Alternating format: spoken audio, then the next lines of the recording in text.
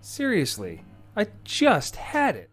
Hello everyone and welcome back to the next episode in the RX-8 series. If you can't tell, I'm a little excited about what I've got going on here. I just received all the seals and springs and everything that I'm going to need to rebuild the Nemesis motor.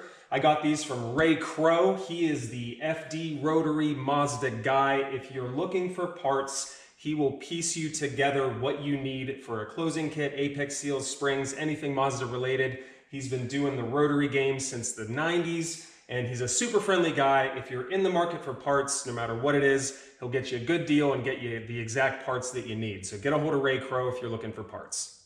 I've never done an unboxing video before.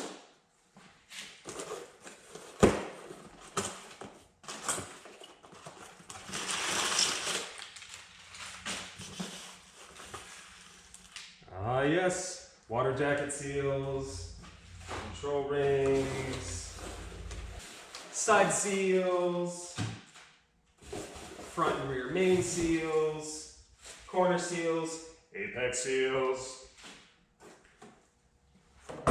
Everything I should need to put this guy back together. One of the best parts about dealing with Ray as far as buying parts for your rotary motor is he really knows his stuff. And if you have a part or a kit that's no longer available, he'll find a way to make it work. And a perfect example of that is this closing kit with all the seals that I'm gonna need is actually for, I think like an 87 to 88 13B, but it will totally work with the newer RX-8 motors, which is awesome. The only thing that it's missing is the O-ring for the rear stationary gear, and you just buy that separately and it'll save you a little bit of money and you'll get all the parts that you need. So if you're in the hunt for rotary parts in any way, shape, or form, get a hold of Ray. He's super easy to deal with. He ships fast. He's just a pleasure to work with. So thanks, Ray. Now, what part should I start with first? I started by pulling the rear stationary gear, replacing the O-ring, and the rear main seal. Next, I started lapping the seals, slowly sanding them down to fit between the corner seals. I wanted a tiny bit of play to allow lateral movement of the seals so they won't bind up against the corner seals. I wanted to be between 4 and 7 thousandths. You can go as small as 2 thousandths, but I wanted a little bit more wiggle room than that. Next, I used an old apex seal to ensure that there was no more carbon buildup in the rotor and put a new apex seal in to measure tolerances, which were in spec. Then I continued lapping side seals for the opposite side of the rotor and then moved on to the front rotor. I have 3 of the 4 rotor faces completed at this point. All the side seals have been clearanced to the corner seals. The tolerances that I was getting were anywhere from 3 thousandths to 7 thousandths or 0.08 to 0.18 millimeters, which is well within spec. I'm very happy with those numbers. The problem that I ran into is Ray only had 10 side seals to send me and I needed 12.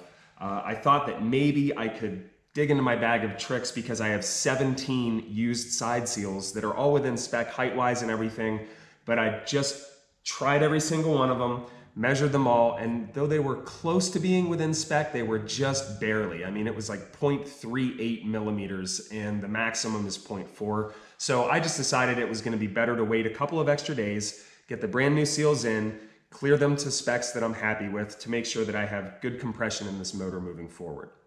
The gap that I'm talking about is right here, and I can actually move this seal up and down a little bit. But the gap right here is what I just wasn't happy with, and even though when you check this, it's within spec, it's just not good enough. The closest fitting seal that I have is 0.3 millimeters, and I want my tolerances to be about half of that. So we're just gonna have to wait for parts to come in so I can finish the last face of this rotor, and then I can start putting stuff back together. Thanks so much for joining me today. Don't forget to like and subscribe, and we'll see you in the next episode.